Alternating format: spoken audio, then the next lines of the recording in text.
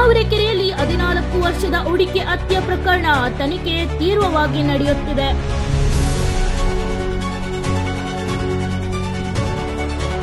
ರೂಪಾಯಿ ಮೌಲ್ಯ ಕುಸಿತ 85.70 ಇಳಿಕೆಯಾಗಿದೆ.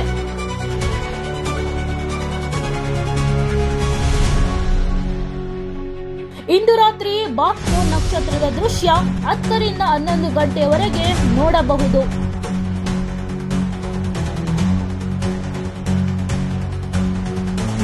ತಾವರೆಕೆರೆಯ ಬಾಲಕಿಯ ಪ್ರಕರಣ ಪೋಷಕರು ನ್ಯಾಯಕ್ಕಾಗಿ ಕಾನೂನು ಮೊರೆ ಹೋಗಿದ್ದಾರೆ.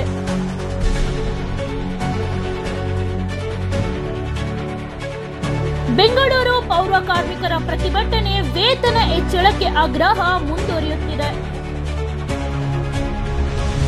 ವಿಟಿಯು ಮೌಲ್ಯಮಾಪನೆ ಸಮಸ್ಯೆ, ವಿದ್ಯಾರ್ಥಿಗಳಿಗೆ ಗೊಂದಲ ಹೆಚ್ಚಾಗಿದೆ. ನಾಳೆ ವಿದ್ಯುತ್ ನಿಲುಗಡೆ 10ಕ್ಕೂ ಹೆಚ್ಚು ಬಡಾವಣೆಗಳಿಂದ ಇಂಧನ ಇಲಾಖೆಯು ಮುನ್ಸೂಚನೆ ನೀಡಿದೆ.